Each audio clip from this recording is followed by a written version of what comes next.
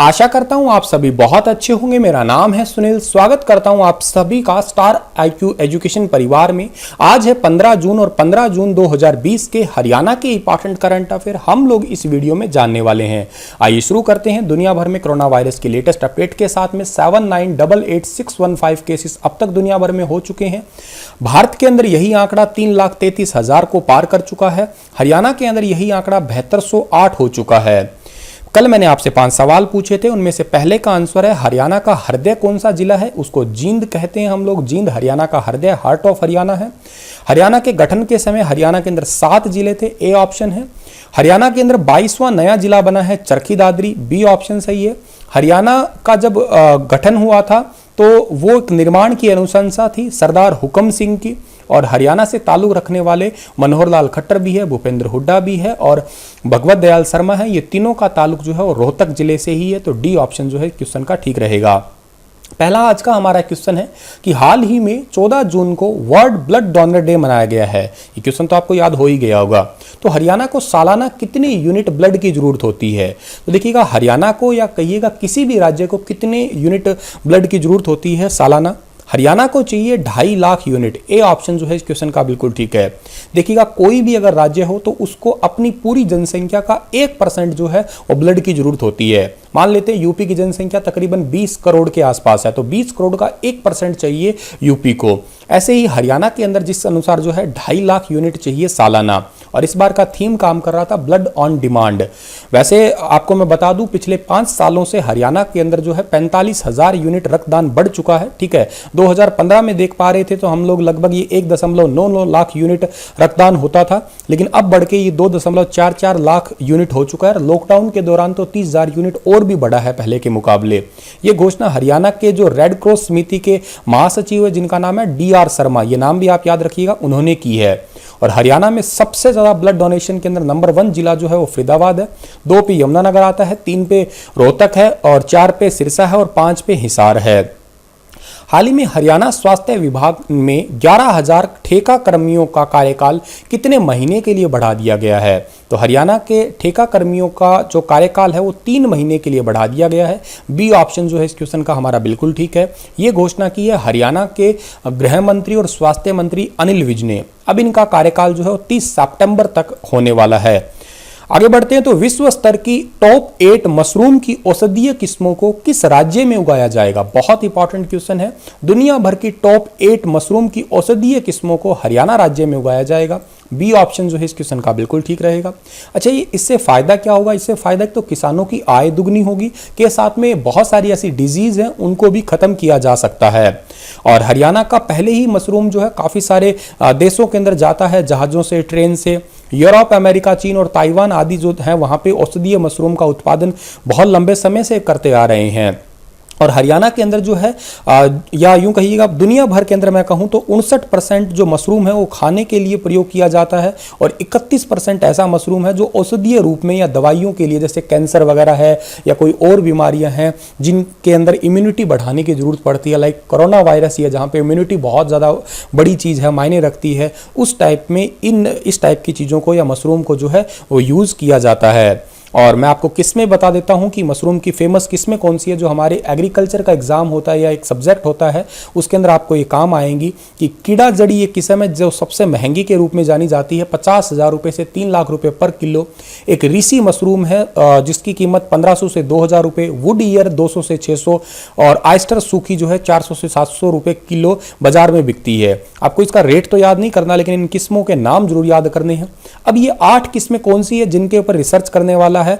तो ये 8 किस्में ये वाली हैं जो आपको बहुत बहुत इंपॉर्टेंट याद रखना है। इसका प्लीज स्क्रीनशॉट ले लीजिएगा, एग्रीकल्चर के एग्जाम में पूछी जा सकती है। एक आई स्टार है, एक मिल्की मशरूम है, एक स्टॉक है, एक वुड ईयर है, एक बटन मशरूम है, एक टेम्परेचर टॉलरेट बटन मशरूम है, एक पेडिस्ट्रा मशरूम है, एक ऋषि मशरूम है। आगे बढ़ते हैं तो हरियाणा सरकार ने कॉलेजों और पॉलिटेक्निक कॉलेजों में फाइनल ईयर की लिखित परीक्षाएं कब से करवाने का फैसला लिया है?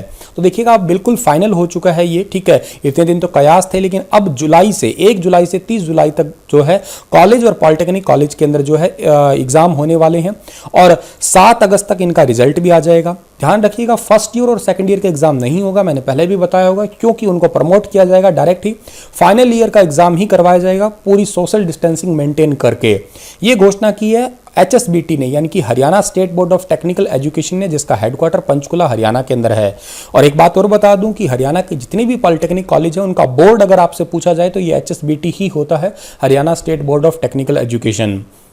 हाल ही में हरियाणा एवं पंजाब हाईकोर्ट ने किस शब्द को अमर्यादित माना है? यह भी इंपॉर्टेंट क्वेश्चन है। अभी हाल ही में एक मामला हुआ पंजाब का, जिसके अंदर पंजाब की पुलिस ने कुछ जो निग्रो व्यक्ति है, निग्रो व्यक्तियों को जो है उनको कहा कि ये तस्कर है या ये स्मगलर है।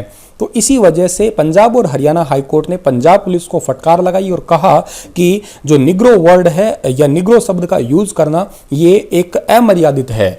अब पहले ये जानते हैं कि निग्रो शब्द का मतलब क्या होता है। निग्रो का मतलब होता है जिन लोगों का काला रंग होता है, जो ब्लैक होते हैं, सांवले होते हैं, उन्हीं को ही निग्रो शब्द से दर्शाया जाता है।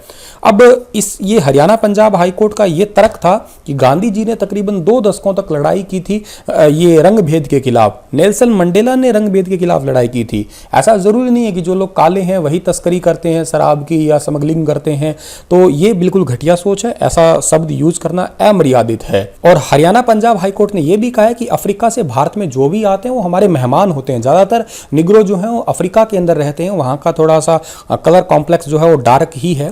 हरियाणा पंजाब हाईकोर्ट की स्थापना 1966 के अंदर हुई है। जस्टिस का नाम रविशंकर झा है।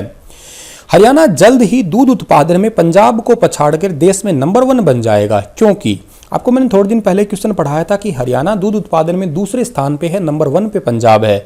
लेकिन अब ऐसा है कि हरियाणा अब नंबर 1 होगा। कारण है उसका क्योंकि गायें अब केवल बछड़ियों को ही जन्म देगी। सी ऑप्शन जो है इस क्वेश्चन का बिल्कुल ठीक है।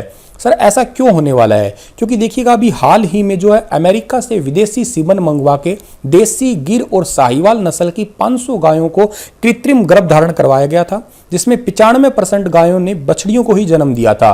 कई सारे सीमन्स में पहले ही इंजेक्शन में 30 से 40% जो है रिजल्ट देखा गया, दूसरे में 60 से 70 और तीसरे इंजेक्शन में देखा गया तकरीबन 95% के आसपास में कि गायों ने केवल बछड़ियों को ही जन्म दिया है। और इस समय हरियाणा में तकरीबन 70 लाख पशुधन है, ठीक है, जिसमें से ज़्यादातर गाय और नंदी है। अब ये इसलिए भी किया गया है क्योंकि देखिएगा अभी आपको पता है टेक्नोलॉजी का ज़माना है, लोग खेती कर रहे हैं, ट्रैक्टर से हैरो कल्टीवेटर का यूज़ होने लग गया है। पहले ज़माना था कि खेती बैलों से करते थे, अब बैलों का तो कोई प्रयोग है नहीं, और इस वजह से जो है ये एक नई टेक्निक विकसित की है जिसमें गाय केवल बछड़ियों को ही जन्म देगी, जिसमें दूध उत्पादन भी बढ़ेगा और जो गौशाला या आवारा नंदी है उनसे भी जो है निजात मिल जाएगी। और ये घोषणा की है हरियाणा के जेपी दलाल, जो पशुपालन और डेयरी विकास और कृषि मंत्री भी है। और जो ये इंजेक्शन है इसकी कीमत 800 रुपये रखी गई है, जिसमें 75% सब्सिडी देकर 200 रुपये पशुपालकों को ये इंजेक्शन जो है दिया जाएगा शुरुआती दौर में। हरियाणा में पहली बार डिजिटल रैली किस जिले में आयोजित हुई है? मैंने आपको कल पढ़ाया था, ये हिसार प्रदेश में ही होनी थी, लेकिन उसको पोस्टपोन करके दिसंबर तक कर दिया गया है। लेकिन अब पहली बार हरियाणा के अंदर पंचकुला के अंदर डिजिटल रैली आयोजित हुई है। ए ऑप्शन जो है इस क्वेश्चन का ठीक है। डिजिटल रैली का मतलब ये है कि आपका ये एक जो वीडियो कॉन्फ्रेंसिंग की रैली है, इसके लिंक वगैरह शेयर कर दिए गए हैं। प्रधानमंत्री ने इस पर कहा कि Haryana the growth engine country है, इसलिए इसमें स्किल डेवलपमेंट को बढ़ावा जो है दिया जा रहा है केंद्र सरकार की तरफ से। ठीक है, तो आगे बढ़ते हैं हम लोग। उससे पहले पंचकुला को जान लेते हैं। पंचकुला की स्थापना 15 अगस्त 1995 को हुई है। चंडीगढ़ की तरह यह भी एक नियोजित शहर है, प्रीप्लान्ड सिटी है ये। यहाँ पे मोरनी पहाड़ियां स्थित है, जिसकी सबसे ऊंची चोटी का नाम क्रो है, ऊंचाई 1514 मीटर है। पंचकुला में पालतू पशु चिकित्सा केंद्र है, गिर प्रजनन केंद्र है और गिद्ध प्रजनन केंद्र भी यहीं पे ही स्थित है। आगे बढ़ते हैं तो हरियाणा में पूर्व राष्ट्रपति प्रणब मुखर्जी गोद लिए गांवों को फिलहाल सुधार रहे हैं। प्रणब मुखर्जी ने कितने गांवों को गोद लिया था? बहुत इंपॉर्टेंट क्वेश्चन है। देखिएगा, जब गोद लिया था तब तो इनकी संख्या 101 थी, ठीक है। शुरुआत में 96 थे, लेकिन बाद में बढ़ा के 5 और 101 कर दिए गए थे। लेकिन वर्तमान में अगर पूछे तो कितने हो चुकी है इनकी संख्या? वर्तमान में 105 हो चुकी है। इस क्वेश्चन का आंसर ए ठीक रहेगा, क्योंकि पूछा है कि कितने गांव गोद लिए थे, ठीक है। ये थे कर लेना, यहाँ पे कितने गांव गोद लिए थे, तो 101 गांव गोद लिए थे।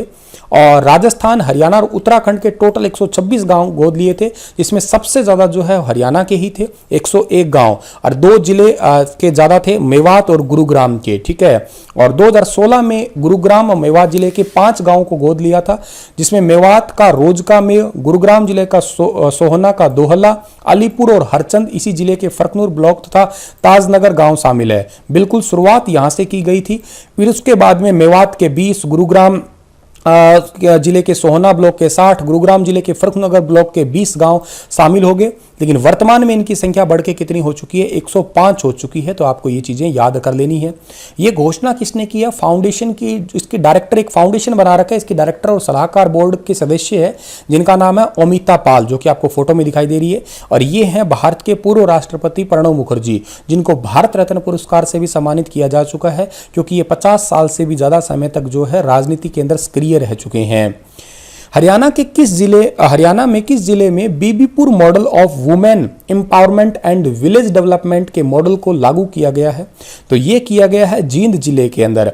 ए ऑप्शन जो है इस क्वेश्चन का बिल्कुल ठीक है। इसके जरिए क्या होगा कि गांव के अंदर विकास होगा, सामाजिक हिंसा जो है उसको कम किया जाएगा।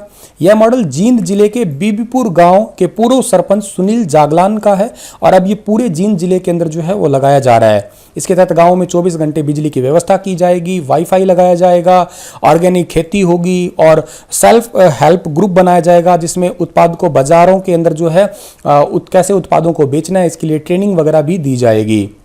जींद का जिक्र हुआ तो हार्ट ऑफ हरियाणा जींद तो है ही। यहाँ पे जयंती देवी मंदिर के नाम से इसी का नाम पड़ा है जींद। जींद के अंदर अर्जुन स्टेडियम, दूध प्लांट, मिल्क सिटी भी कहते हैं इसे हरियाणा की, पशुओं का चारा प्लांट, बुलबुल रेस्टोरेंट, अनाज मंडी। ठीक है, ये एक पर्यटक कह दीजिएगा या ये स्थल कह दीजिएगा। यहाँ पे जींद के राजा गणपत सिंह को 1763 ईस्वी में अफगानिस्तान के गवर्नर जॉइन खान ने राजा बनाया था।